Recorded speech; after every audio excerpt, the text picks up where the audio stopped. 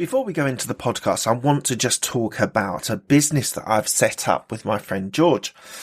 It is called the Podcast Introduction Group. So if you want to join and be able to be featured on 24 to 48 podcasts to be able to reach an amazing audience, this is the place you need to go to.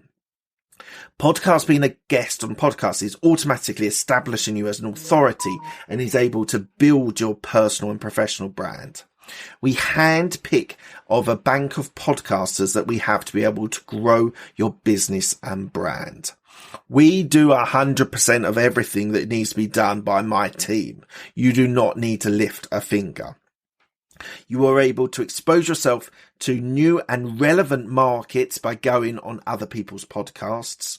You also are able to create brand loyalty. People will love listening to you and coming back to your products or services, and it's able to increase your revenue.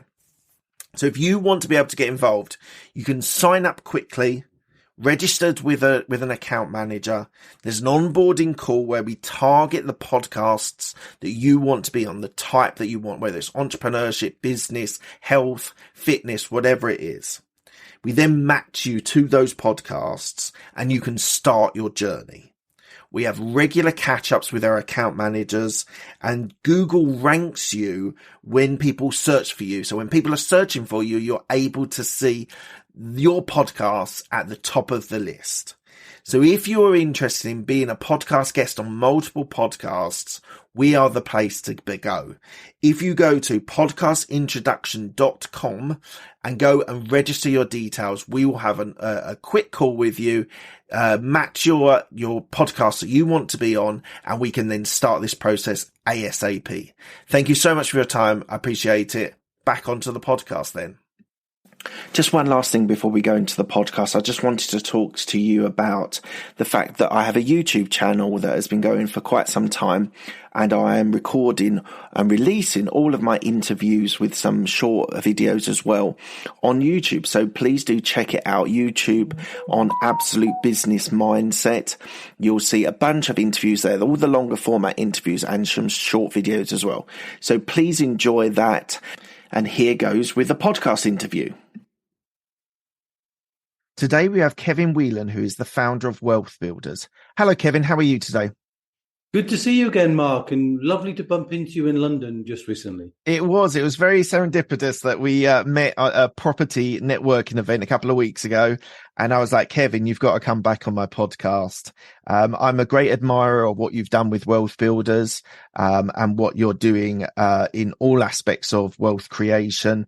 I'm a big fan. But today we're going to start around the area of a new program which you're running, which is about financial literacy, and sort of financial management for families. So first of all, Kevin, why don't you tell me a little bit at the start about what the program is and what it contains?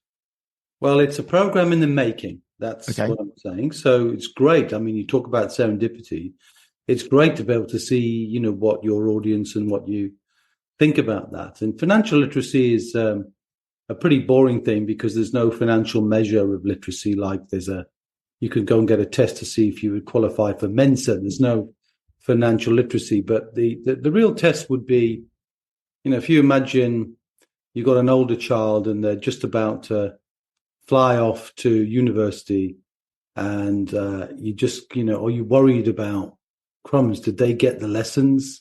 Did they miss out in school on not really understanding what the whole kind of money responsibility is? Are they going to succumb and fall prey to the plan that's somebody else for them, whether it's the plan of the bank or the plan of Mark Zuckerberg or somebody else's plan that is really trying to do what business owners do, which is to try and win customers at a very early age so that our children become cannon fodder for other people's businesses. And I think all too often now we're seeing younger kids.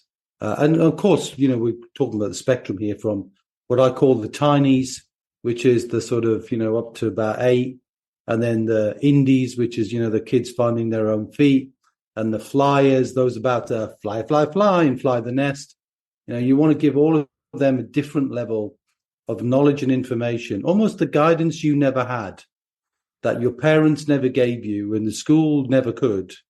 This is all going to be encapsulated in a program we're calling Wealth Builders for Families, how to be a fantastic money role model for your children of all ages.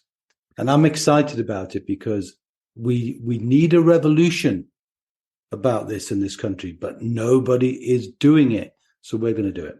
Fantastic. Why don't you think there's any?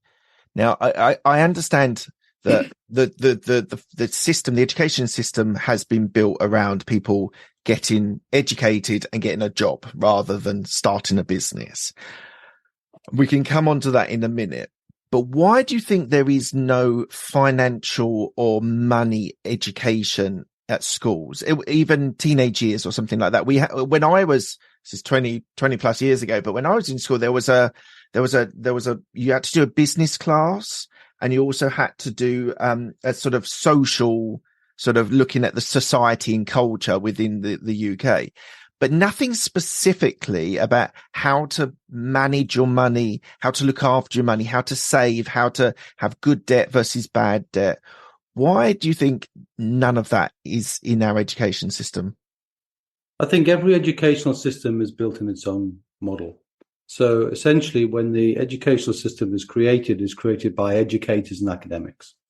And they're the very people who've got the safest pensions of all, and the very people who know the least about creativity around finances and around entrepreneurship and around business and about wealth creation. And when you couple academia with a lack of money in terms of the social government willingness to change your curriculum, because if you change your curriculum, you've now got to teach the teachers. And I think the teachers, with the greatest respect to them, they've got a huge role and a huge responsibility to do that. I think the responsibility to be the best influencer of our children when it comes to money, because they're sponges, from that very early, tiny age, they're watching us, whether we're giving signs of scarcity or abundance, whether we're always fretting over money or whether we're comfortable around that.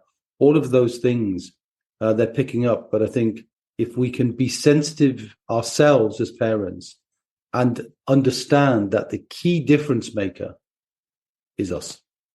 It can't be schools, So, and I think what we're trying to do is show how you can be a role model in terms of what you say, what you share, the games you play, particularly around meal times, because we're eating anyway, so there's leverage, and there's some fun things that people are doing with that, and some fantastic lessons I've learned along the way with my own children. I've got 3 grown-up children now, and I'm not saying I was the perfect teacher. Probably wasn't, but it's part of the reason, I suppose, now is my grown-ups are getting into the world of work, and I realized I didn't share with them how that company car worked. I didn't share with them emergency tax and what happens, and they're kind of puzzled, and I think, oh right, I didn't actually share that lesson. And so now I'm kind of rewriting the whole process as if I was a parent again of a 6-year-old right up to a 26-year-old. And what would be those things we could do that would be specific to them? So you can't teach a 6-year-old how taxes work and why they should think about joining a company pension scheme, for example. But you can teach a 6-year-old the value of giving, of sharing, of spending, of deferred gratification. There's things you can do with children of all ages that just start to build those little building blocks, brick by brick by brick. And that's what we're going to do. And it's not just me saying, hey, I'm a guru and I'm the person who's done this well. I'm not saying that. I'm saying the principles of wealth building are so well established now. We can distill those down into lessons for any parent to be able to share. And therein, of course, Mark, lies a big problem, that when we looked at this and thought, should we take this knowledge, this information, this education to schools, or should we take it to the parents? Long and hard. And the reason we took it to the parents, or we're taking it to the parents, is because in order to be a great teacher, you need to learn more. And I think part of the problem is the parents themselves often don't know enough because they didn't have role models. When I asked my dad about how much he earned when I was a kid, I got a clip round the ear roll. There was no discussion of money. It was just, what did you absorb? And I remember absorbing negativity around that and not getting any lessons at all. And I think it's time to almost look back and say, what were the lessons you wished you'd had? Mm. And we can all put those lessons in place. And by building a huge community of enlightened parents, which is what we're intending to do, I intend to share the best case studies, the best examples of things you wouldn't even dream you would do as a parent. But another parent's done, you go, that's a great idea. I'm going to bring that into my family. And the other thing we'll be doing is creating something called a family charter, Mark, which is, almost a set of values. So pardon me, when people join Wealth Builders as a program, we've got a set of values. And we call it the New Declaration of Independence. And some of those values, like the willingness to be open-minded, the willingness to share knowledge that you've learned, the willingness to take accountability and responsibility, things like that. But for example, if you imagine you were writing a charter that says, in the Haywood family, we are careful with money. In the Haywood family, we look after the planet. In the Haywood family, we are kind and helpful. And you start to, and those things overlap with money. Mm-hmm. Because if you give children money and you create a jar system for that, and then you get a little bit more complicated with bank accounts and a little bit more complicated with accounts when you were grown up. But the same principles apply, that if you're using money to spend it, to save it, and to share it, they're the fundamental principles in there. Well, I'm going to be incredibly selfish here. I have a 6 and an 8-year-old. So I put a frog in the throat there. That's all right. So you talked about the three stages, sort of young children, teenagers, and sort of older when they're flying the nest. Let's just hone in on younger children. Okay. So how can I be a positive role model for my children? I'll give you a window into we explain to our children that you have to be careful with money, not in a negative outlook, but just because as a child, it's we just bought them a Nintendo Switch, and now every week it's like, oh, we want a new game, we want a new game, we want a new game. And we're very deliberate on times where we are buying them and when they have to, if it's in between birthdays or whatever it is, to sort of say that it's not just something that we just keep on paying out every week or every couple of days. Mm-hmm. And that's us trying to instill on our children that you're careful with money. You don't just throw it around if you can afford it or can't afford it. It's not a matter just to throw money around. What are you doing in your program or the program that you're developing at the moment, which would be good insight for sort of parents with young children? Okay. I mean, that's a huge question, all right? But let me give you 2 or 3 ideas. The first one is, kids of that age are not really going to understand the principle of debt and whether you're spending more than you're earning, and the sorts of issues that sometimes when you don't have that financial responsibility, you can fall foul of. But what they can do is they can appreciate that money is in their life somewhere. You mentioned birthdays, for example. There's this huge issue that's a big debate issue. We've got some strong views on that. Now, by the way, the views that we share are not necessarily the views that everybody should have, right? Because we as parents and we as families can choose our own path. But we just set some ideas out to say, well, what do you think about that? Well, choose your own, but try and make that work. So, for example, you might say, okay, when you get money, do you give pocket money, for example? You don't have to tell me the answer, but let's say people will debate that. We would say, definitely do pocket money, right? And then and create responsibility for the pocket money. Right. There's a brilliant book in Australia called Barefoot for Families. He's got a great idea. A guy called I think it's Stuart Pape, I think his name is. Okay. But anyway, and his thoughts, which echo mine, certainly on the jars, that you get the money, but instead of just giving them money in terms of you're going to spend it for them, you want to get young children who are increasingly going to be distanced from the feel and touch of money. Mm-hmm.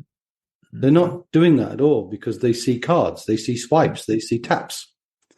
So if you can turn that into money, and you can do that, you've got to take that responsibility to want to do that. But if you turn that into money, you can make the money and create 3 little jam jars. Okay, so you can get the kids to, get the jam jars, to clean them, to put a little label on them, whatever you want to call it, any version of.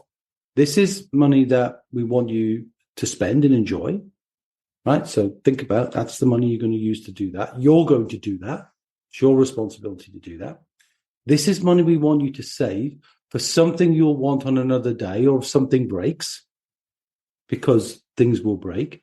And this is a smaller amount of money we want you to share. Okay? Then you got then the ability, through the tactile nature of touching money and touching jars and thinking, not in a big way, very, very small ways, how they can then put that money. And in addition to that is the Australian guy who does a great job of describing how he does that at meal times. Once a week when it's payday. Right. And on the payday, at the end of the meal, and it's all around meal times, the money goes in the jar. And the lid gets put and the jars get put away. Right? So the kids can't be tempted to nick it. The kids can't, But little things like that. There's a great children's author who written a book called, I think it's called Grandfather's Fairy Tales, or I'll get you the link to it anyway. Yeah. And Grandpa's Fortune Fairy Tales, I think it is. And it's just little stories which weave money into bedtime stories. And then you've got the idea of you say to a child, is there anything you're not playing with anymore? Right? And then you can take that and you encourage them to give that to a charity shop. Right. So they can see that somebody else is going to get that, and that they're feeling that they're giving, that they're sharing. You can give them easy responsibilities, like, I remember at school, I don't remember what it was for you, but at school we used ink pens. Mm-hmm. And I remember at one time I was in school, I was an ink monitor. Okay. Right. And an ink monitor was the person who made sure that all the kids, their ink wells were topped up so they could dip their fountain pens in. And we had milk monitors and all sorts. Yeah. Right. So in an environment today where the world is very concerned about power, heat, light, and all that, you could easily give a 6-year-old the responsibility to be the light monitor in the house. So your job, Freddie, is to make sure that any room that's empty, the light's turned off. Right. And just watch the kids have fun with it. Yeah. And when you come down for your payday dinner, you can say, right, 30 seconds, go around the house, make sure all the lights are off, go. So you can do tiny, tiny things for the little teeny tinies to get them to feel responsibility, to get them to understand that this is how we do things in our household. Is that a few ideas? No, that really definitely give me some good ideas. It's funny you say about the light. We've got one child at 8 who just walks around and literally goes into every room, turns the light on, and then walks out. And my youngest is the complete opposite. She's somewhere along the education system that she's had so far, which is not a lot, 2 years in sort of formal school. She's she's got into her head. She was reading a book about saving energy, and now she walks around and she turns the lights off. It's a very funny, like that you mentioned that. Yeah. Something in her brain it's triggered that you shouldn't waste electricity. You shouldn't waste for the planet. We need to turn these lights off. It's Yeah. I think And it's a that's really right. good idea. I mean, the thing, most of those things I just talked about there had really not a lot to do with money, and it's about responsibility. Yeah. You get more into money later because the interaction with money changes fundamentally when it moves from the tactile nature of money to cards and different types of cards, and different children of different ages can work as well, and from certain ages they can work. Even from a very early age, they've got a full income tax allowance that they can use if they're an actor, or if they're a dancer, or if they're a musician, and then later on, you want to encourage the idea that everybody should, at some point, do some meaningful work, right? And get a job so that they feel the experience of and the nature of what working actually means, including all the negativity that's around work, because most people don't enjoy their work, and you want your kids to, I try and use the analogy of playing on a team. We'll be back after a quick break. Hi, I'm Alex, the host of X Health Show. Meet the future of healthcare. Think X-Men, that's X Health. Actual superheroes behind programming living cells to cure cancer once and for all. Tech that detects preterm delivery in seconds, brain-computer interface, or apps that employ AI to match you, your disease, with the best treatment. X Health Show brings to you visionaries who push the boundaries of healthcare from Switzerland, the heart of Europe and the most innovative country in the world. Let me introduce you to their startups. Head to X Health Show, meet the future of healthcare. Happy to greet you there. Yeah, kids are going to get exposure of all ages to teams, whether they like a football team in their 20s to whether they play for a small team when they're younger.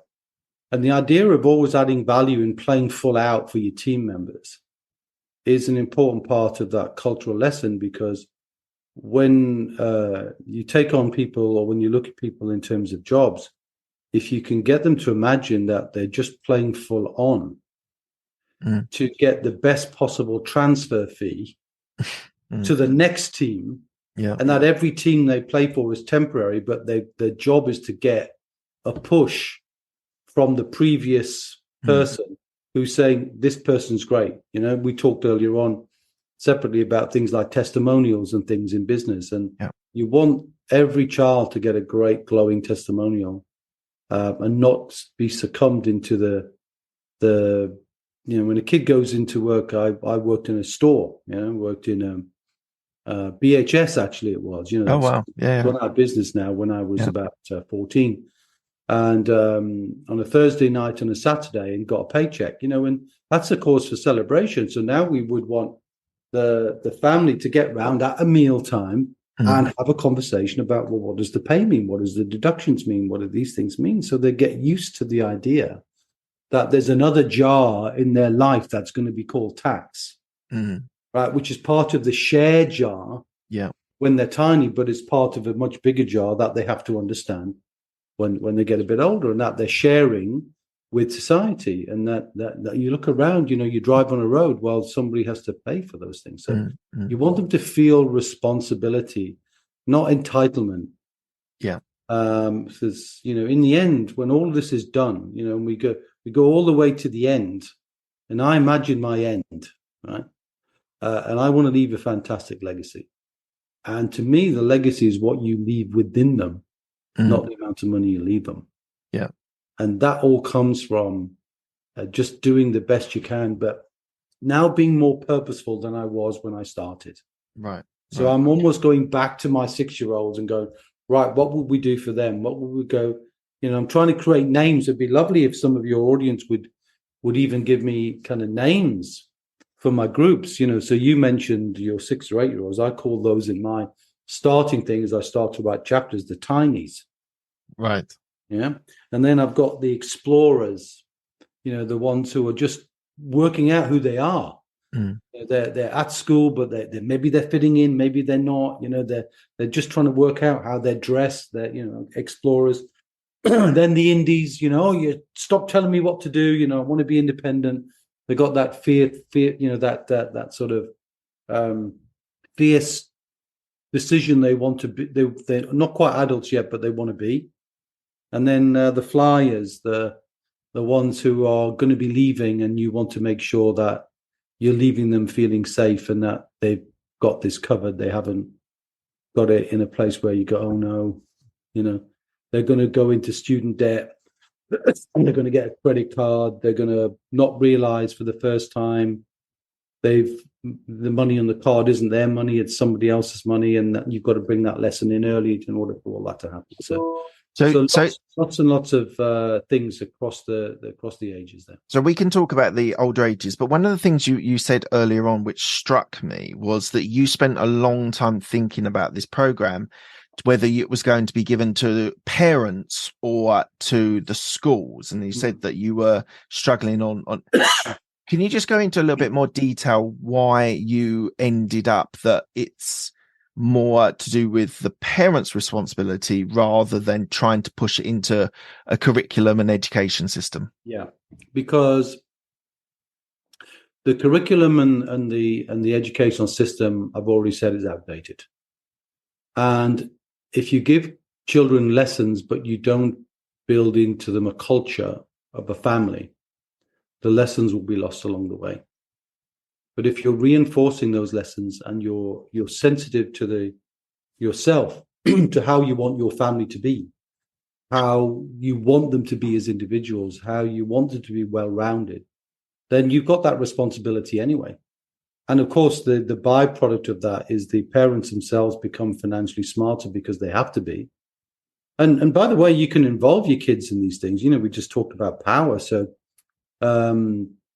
if you wanted to be in a position where you said, right, as part of a responsibility for, let's say, an indie, is right, can you now go and research all the insurance for our pet Alsatian?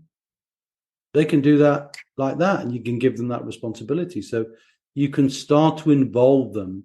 And also, if you're doing things like a lot of our wealth builder clients will be building wealth using other assets. And you and I have spoken much about property in the past, but there's property, there's business, there's intellectual property through books and materials, and also through joint ventures and collaborations. And part of the big challenge that I have with the school system, it encourages and almost punishes collaboration. It's almost like you've got to do the work yourself, and to do the work with anybody else is cheating. You remember the picture of the arm over the homework. You're not copying my homework. I just think it's much better if the parents do it, because they create family values and a family charter that lasts way beyond the current generation into the next generation. And I think that's more powerful than a few lessons distributed here or there, and maybe not done at a national level. I think it's just much more powerful, enjoyable to bring up responsible children, not assume the school's going to take care of it. You can delegate some things in life, but you can't delegate this. Yeah, I think so. And so just a window into my upbringing. I both my mum and my father were workers. They worked really, really hard. And when I came out of university, the natural thing was that I worked. There wasn't a lot of encouragement to start my own business, to become an entrepreneur, a business owner. For me at home, it wasn't until I was much older that I started to become fascinated by the creativity, the innovation, and running products and services. Why do you think? I suppose we have covered this a little bit, but why do you think that schools and maybe some parents are obsessed with people having the career? So the sort of idea I'm sort of thinking is, oh, you become a doctor or a lawyer and you work for a big firm and that's success. Why do you think there's such little encouragement about entrepreneurship in schools? Yeah, it's a good question. Wow, I mean that's a big issue, not just for schools but for parents, because if you have to look at history, because history tells you your upbringing, and your upbringing is largely a reflection of the upbringing you give to the next generation. So if my parents were workers too, and so therefore the upbringing is almost always going to be a reflection of the one that you had, and my grandparents were workers, So you don't really get a chance to discover the creativity, because the creativity is not part of the issue. I mean, there's just a wonderful, wonderful TED talk by Sir Ken Robinson. It's probably one of the most listened to TED talks of all time, which is talking about why the whole school system is educating the creativity out of our kids. And to be an entrepreneur demands creativity. To be a wealthy person demands creativity, because it becomes about resourcefulness, and resourcefulness comes from within. And that has to be, but with me, it was by accident, so I think you might even know my story. My father was a North Sea oil rig worker, and he died on a North Sea oil rig when he was 46. And so he tragically died early. And, I might add, unfortunately, didn't learn some lessons himself. So didn't have a will, didn't have a life cover to pay off the mortgage, didn't leave any instructions as to what should happen in the event. We all know we're moving towards a date where we'll eventually pass. So all of those things which will be covered in the families, including in case of emergency folder and a file, a fireproof, waterproof, transferable file. You've heard of the recent earthquakes in Turkey and so on. You need to be able to move all your materials. So we're creating those to allow people to give all of their assets and all their liabilities and all their legal documents in a safe, portable place that they can access should the worst happen. But anyway, going back to your question, the educational system is predicated on a job, and the teaching system, as almost all the teachers, until they get fed up, but most teachers, most doctors, and so on, are in final salary pension schemes. Yeah, which means that they're rewarded for longevity. And so therefore it's easy to create that. Now, I'm not against the idea of careers, because I mentioned earlier on about value and about teams. When my father died, and I realized that if I died at the same age as him, there's no way I could save enough money in a job to leave a great legacy and leave my family independent. So I decided to become an entrepreneur. It was a conscious, deliberate decision, forced by the thought of the potential of an early death. Now, that catalyst I wouldn't want on anybody, but the other thing for me was I never realized how dreadfully employable I was, or unemployable. Yeah, and even now I cannot bear to be told what to do for the sake of this is how we do it. I'm a challenging person, and I challenge everything that I see when it makes sense. And that meant for me, I found my path, but I wasn't educated into that path. There's nobody at my school or university said, "Hey, you're a bit rebellious. You might want to go into business because that creativity and that approach might work better." So I discovered that path for myself. And I think for most people, the idea of working in a job first is a good thing, because it gets you the experience of what working is. If you can teach that to your kids early, that they become a team player, they can learn to spot the people who aren't playing in the team, and the moaners and the groaners and all of those things, but not be part of that, be part of the value adder, and then see that their role is to learn to then go play on another team. And one day you might be the team owner. Right. And that's when you make the change. And I think that's better that way, because there's less risk involved. because you can get all the lessons, you can get all the learnings, you can get all the understanding of the support and the environment of being in work. And I don't think there's anything wrong with that. And even now in Wealth Builders, for example, my own employees, I teach them the same lessons we teach everybody else. It's virtually impossible to become wealthy by being an employee. And that's a sad story to tell to my own employees, which is why I give them free time every month to explore their own wealth. And we give them free access to all of our information. We want them to be wealthy, but whether they choose to exercise that is a matter for them. And it's the same for everybody. You can give people the choice, but not everybody's fit to be an entrepreneur. Not everybody's fit to be an employee. So you just have to choose the right path. And all of my three kids have grown up to do something completely different. One is absolutely stonewall an employee, no doubt about it. And he's in law training to be a lawyer and wants to be a lawyer. But I don't think he'd run his business. I think he's much more likely to want to be in a firm because he likes, that stability. My other son is much more rebellious, and I think in the end will end up, being in business. And my daughter is more of an employee mindset, but would like to build wealth on the side through property and other things. So you can do both today. Yeah. So you can have a career, but build wealth in addition to that. And that's kind of what Wealth Builders does. It helps people become independent of the need to work.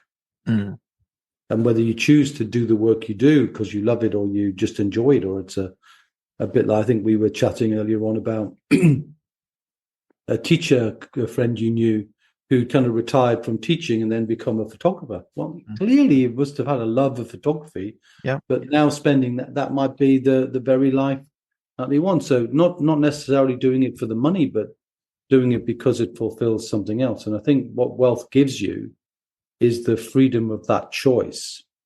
And what I want to do is make sure that freedom of choice extends downwards to the children from an early age, because we know the average age of the first-time buyer is getting later and later and later and later. It's now in the mid-30s now.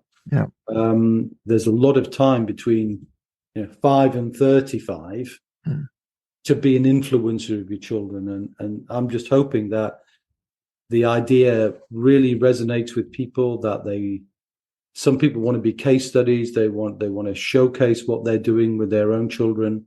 I've got lots of families now sharing stories with me in anticipation of that, including people who love property. So they take their children round the properties and they talk about the properties and see what their reaction is and see what their own views and how they express themselves when they see what mummy and daddy are doing to build a portfolio of property. So I think it's just great to see parents now embracing this. Obviously we're doing it, but haven't formalized it in a program yet, but we will be doing that this year in 2023 and on the back of a book that will be produced, and I'm still writing that at the moment. So I'm kind of building things in the book and building things in the program as I go, but always up for anybody out there who's listening who would love to collaborate on it. It's got some ideas. They're a great case study. It'd be lovely to see what you do, because as kids are going to get older, right? So whatever lessons you learn, let's say you buy the book and you read something and it relates to being a light monitor or what you do in around the dinner table. I remember distinctly, this was a funny one. I have to tell you this story. It's definitely going in the book. I believe there's something to be said about meal times being the center of when money issues are being raised. By the way, I want to caveat all of this conversation about kids and money. The purpose of what we're doing is not to have people obsessed about money.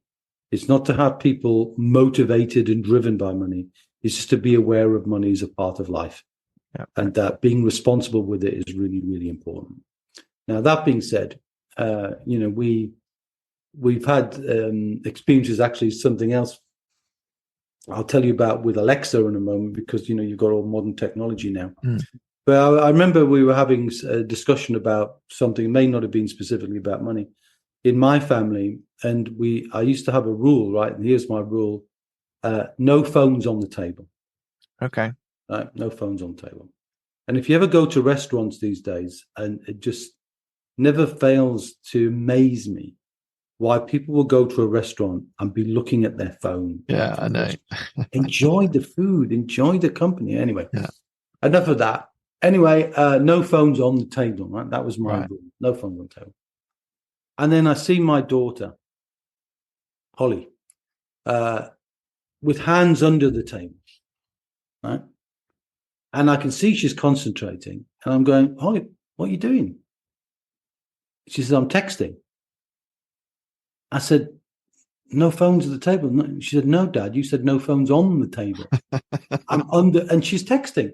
And, they've got this ability now with their, these opposable thumbs to be able to text anything they want without even looking at their keyboard. And it's like, right, okay, I've changed the rule. It's now the dining area, right, is a no phone zone, right? You can't have a phone anywhere near it. Leave your phone somewhere else.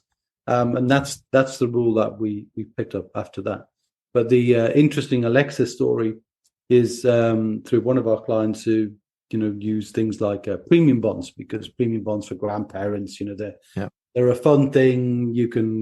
Kids can have premium bonds and so on. And then every month there's a prize draw, and you can sit around Alexa and see who's won. And it's almost like a game, you can see, well, Dad won £25 and Mum won £50, and poor old Freddie earned nothing, So it's almost, you can have fun with some of these things as well. So that's all part of it, really, is making money fun, not making money a pain in the arse, and certainly nothing to be obsessed about. And I want to focus in a minute on those teenage years, the sort of, but I want to just ask you a question about the older ones, the people who are flying the nest, people who are going to university. What's your view on the business management, business courses that we get? Because a lot of people that I've interviewed on my podcasts have started, they tend to, this is a wild generalization. There's lots of different creeds and kinds that have been on my podcast, but often people that want to talk about business either have done a business course of some description at university, or they've done an MBA at a later stage, or they've just rejected. No, the other one is they go into sales very quickly. Coming back to the business side, what's your view on doing a business course for the sake of a business course rather than having a massive passion about running businesses or starting businesses? That's an interesting question. I mean, look, education is the precursor to all wealth building. You can't build wealth unless you know more. Now, where you get that knowledge from, obviously we talked about trying to impart that through the whole family. Whether you should buy a course or not, I think there's a danger. So I'm neither for or against it, because there's a danger that whenever courses are made available, then they become products. And when products become created, they become sold. And sometimes the selling of a product can overtake the need and the timing. And we've seen so many people who become course junkies over the years in all sorts of wealth activities, in business and property and so on. And it can be almost an excuse for not doing something. So I need to learn everything before I do something. And I'm not a fan of that. But if you decide you want to get into something that's a passion or something you really want to develop, like as I mentioned, I got into finance and I got that through a job. My early experience was you get a job and then they'll teach you. And then from that, moved on to create a mortgage broking business, an IFA business, wealth builder business, and so on. So my businesses have all been around finance because I did an economics degree, so that helped. So I kind of built on some of the foundations I already had from university, not necessarily from home. And that helped me, so I can choose what I want to do. But if you're choosing well and recognizing you need a return on the investment, so if you're spending, most people are spending money for university courses these days, right? $9,000 a year. So you can be in debt very quickly. Of course, there'll be a view in the book about student debt and whether you should pay it off or whether you shouldn't pay it off. All of that's going to be covered in the book, and I've got some strong views on that. But in the end, if you're going to get a return from the investment in the knowledge, and you're pretty confident you can bank on that return, then I would encourage it every time. It's interesting you say about the course junkies. I've had a couple of training with sort of tactical training on how to do things, and I'm actually doing something at the moment now which is a bit more theoretical. It's the finance, the economics of real estate with LSE. I've just doing a course with them at the moment, and I just think I need a little bit more theoretical knowledge. I've got a lot of tactical knowledge on property, and I understand the different strategies, but I felt I needed some extra. But what I do find, and this worries me, and I think your whole idea of a course being a product that you're providing people really worries me, because I see some people spending a lot of money on lots of courses doing it at the same time, and then expecting the world to open up for them because they've done 3 different courses on different strategies within property. Well, in actual fact, what you've got is you've got 3 different things that you want. You're being pulled in different directions. My view is you do one, get good at it, systemize it, process it, outsource it, and then maybe try another one. It does worry me, the sort of education system for adults. Yeah, no, I get that, and I fully sympathise with your view as well. Because in the end, wealth is about doing, not about theorizing. So we've got a view with wealth building, which is focus. This is a reflection of yours, really. Focus your way to economic or financial security. That means you can afford to give up the day job. Right. Diversify your way to independence and leaving a legacy, because that diversification comes from knowing when you can afford to give up the day job, because most people, that's the wrestle. You've then got the time that you were doing in the day job that is now being paid for by the ownership of assets that you have. Yeah. We covered in the previous podcast, I think, the 7 and only 7 assets you can use to build wealth. And I'll certainly make the book available on the 7 pillars of wealth to your listenership, because we want people to understand that wealth comes from assets. It doesn't come from work. But you have to work at the assets, and that's another lesson you can build into kids' minds very easily. You could talk about, and there's another lesson maybe for your little ones here, the value in waiting.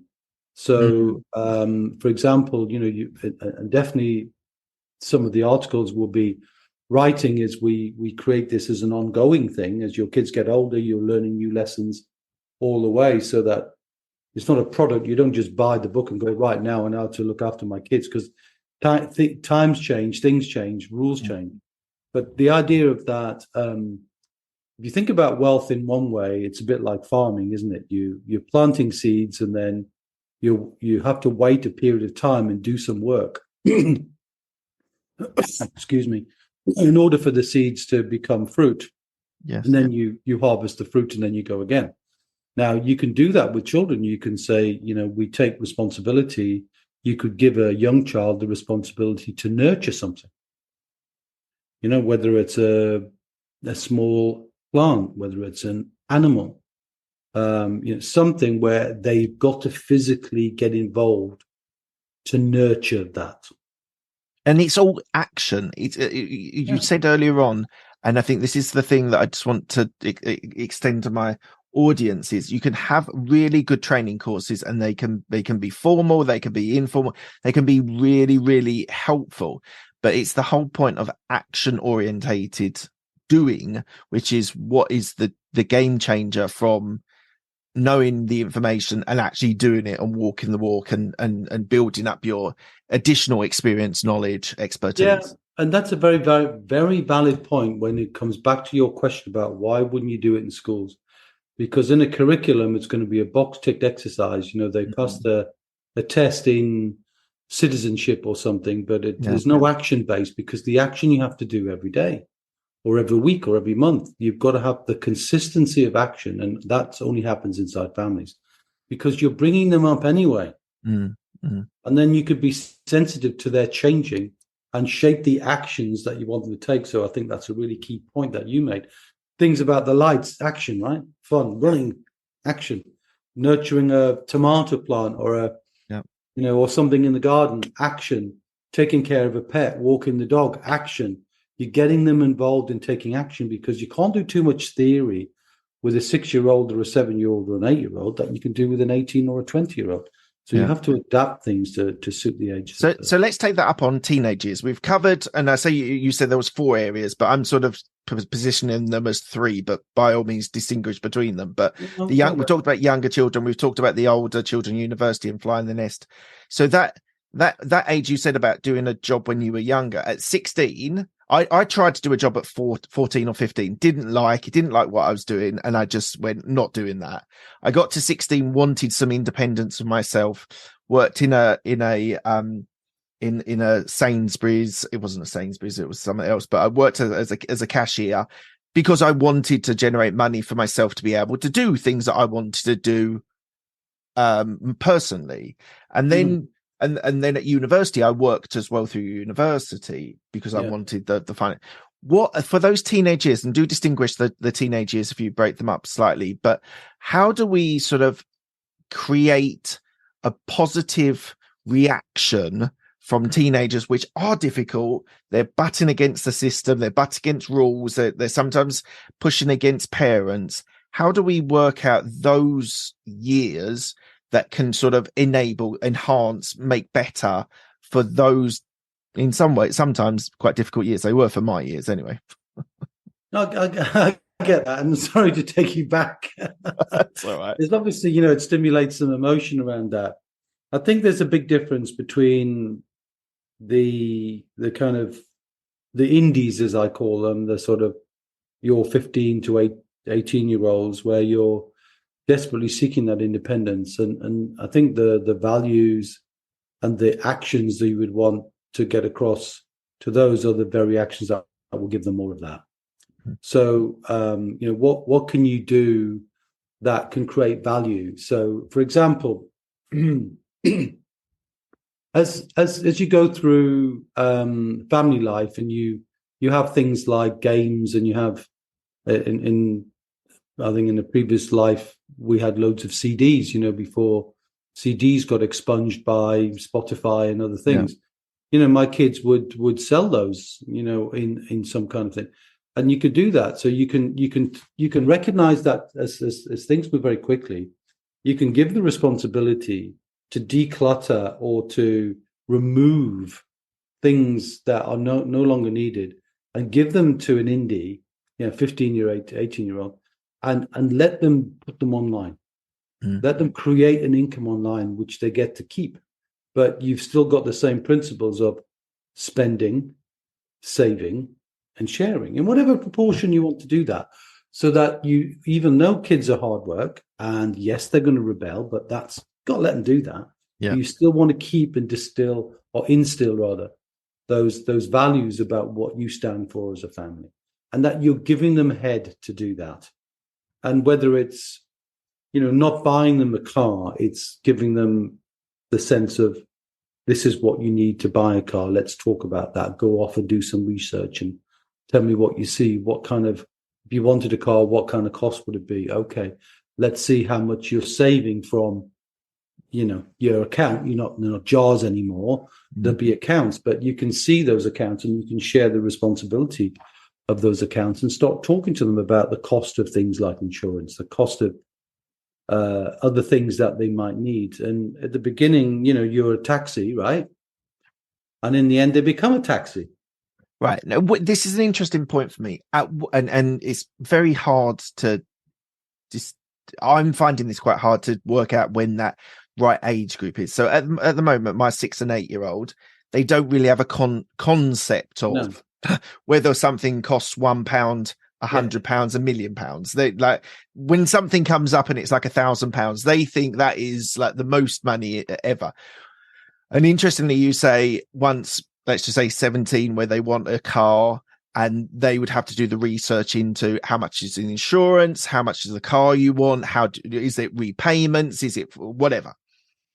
When does that distinction, because I'm at the moment very much loosely like running this path until I think it's the right time, and it's not obviously not the right time at 8 years old, but just to give, as you've done some research and done some talking to people in this, what sort of is that age group when they start getting a realization of how much things actually cost? It's nowhere near 6 to 8, and No. it's probably nowhere near the explorers, which is the 11 to 14-year-olds. They start to get a sense around 13, 14, I think. Okay. Because you're going on family holidays and you can share with them the cost of holidays. Right. You can share with them the cost of certain things. And you can, even if you want to, share with them, what mum and dad earn and what the net income is, so they can see that you're not a bottomless pit, and that's why we need to be responsible. So I think all children are different anyway. So there's the curriculum at home is not the same as a curriculum at school. But I think it's going to be at that sort of 14. Okay. So you've got a bit. That's interesting. I've got a little while until that happens. And let's just delve into the irresponsibility of teenage years versus the grounding responsibility that you're trying to create in your family when it comes to money. How do you straddle those, probably the indies for you, sort of 15 to 18-year-olds that are pushing against the system versus having them grounded on a financial basis? I think there's an issue here, Mark, that's fundamental. That this is not a recipe to cure kids from being who they're going to be. It's just not. All I'm saying is, parents, you're going to get shed loads of things completely wrong. You can't not do that. Every child's going to react differently. You're going to get things wrong.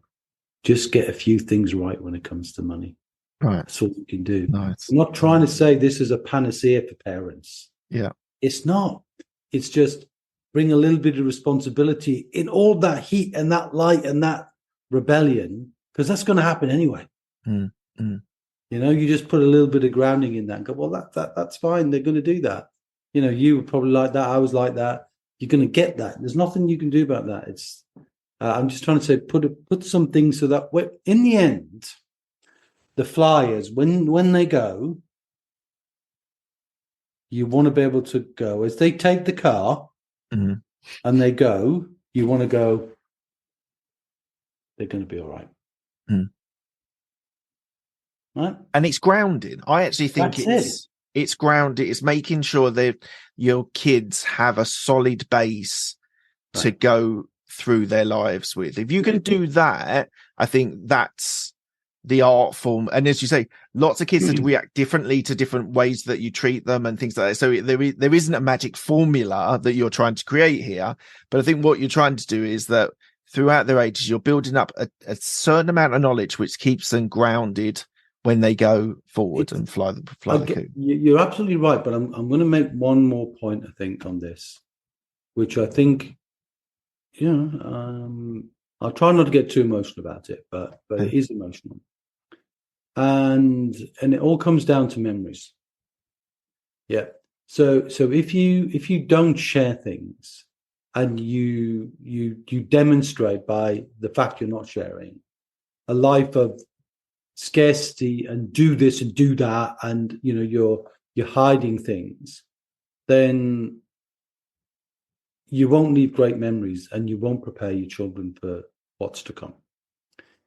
If, however, you've created a family with a charter, we do this, we believe that, we are responsible, we get we always play flat out for the team we're playing on, you've got to create these rules.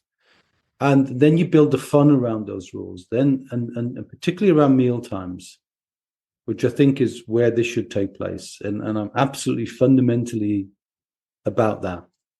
That if you make meal times and then you start to invite grandparents and then you've got up generation, down generation, and getting curious about at those meal times, what was your experience, Dad? What was your first job? Granddad, what did you do when you got your first job, and how much did you make? Oh, you earned 2 and 6 a week. Well, how much is 2 and 6? And you have conversations. You're creating smiles and creating memories, and I think that's just as important in all of this, because one day we're going to go, and when we go, we want those memories. Yeah, absolutely. I have lost both my parents, and I've lost my brother all in a sort of 6-year period, and my grandfather actually at the same time. And from that point of perspective of memories, I know that, I wasn't the easiest teenager at certain times, but I did have a loving family. And that's something that the older I've got and now have children, is that I want to be able to try and, in my own way, me and my wife's way, not necessarily just the way my parents did it, but I want my kids to feel after the experience, because you get things wrong and you both sides get upset. But if you've got memories that you had a happy childhood, I think that is so important, and that is what we should be striving to achieve. And the last thing I'll say on this is, I say this to friends and family, and sorry about the language, everyone who's listening. You're going to fuck up your kids somehow.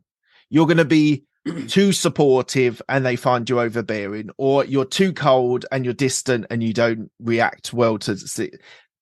Every child growing up through their teenage years are going to have an angst against you for some reason, whether it's one end to the other. I think we just have to embrace that as parents and say that is going to happen whatever we do. But I always think at that reflection point, a little bit older, maybe into your 20s or maybe 30s, if you look back and you go, that was pretty good. That like, my parents did a good job in what they did. I actually think that's the reflection point. Exactly right. And we didn't want to try and create a therapy session for each other here, but there's obviously a bit of emotional stuff in there, and that's good, because it makes it real, it makes it authentic. And the reason why we're not trying to replicate or give advice about how anyone should parent. We're just trying to say these are good lessons that you can bring a little bit of the financial piece of that whole family jigsaw puzzle into play, to play it well, and to make the value that you teach last a lifetime. So we're coming to the end of the podcast. I'm not going to have 6 questions as I usually ask, I guess, because you've already answered them. But just lastly, before we finish up, if people want to find out more about wealth builders or wealth builders for families, what's the sort of action? Where can people go to if they want to find out more information? Well, definitely wealthbuilders.co.uk is the website. What we could do, Mark, is create a little landing page at some point to give some free information. If anybody, though, wants to reach out, you can find me on LinkedIn, Facebook. If you've got a case study, or you just want to say something about what you think about the idea of what we're trying to bring here, then every little bit of feedback helps us just make this better. And once we've written the book and it's out, we'll hopefully come back and talk again. And maybe a little case study from you in there. I'm happy to share a few for you. Lastly, when do you think the book will be out? When do you think, just approximate times for my audience? Well, that's a good question. And currently I'm still writing one, which is, we didn't get a chance to talk about today, but I'll just drop it in there, which is pensions chaos. The reason why the pension system in the UK doesn't work for anybody but the industry itself, and what you can do about that. And that's a big bugbear for me. So that's being written as we speak. I'm doing work on that. So that'll be finished by end of March. I think end of June, probably I'll finish this one. I would expect it to be a summer launch. Fantastic. That is brilliant. Thank you so much, Kevin, for your time again. I always find I learn something from you whenever I speak to you. But thank you so much for your time. It's been an absolute pleasure. Thank you for the invitation, and I look forward to working with you again. Great. Thank you.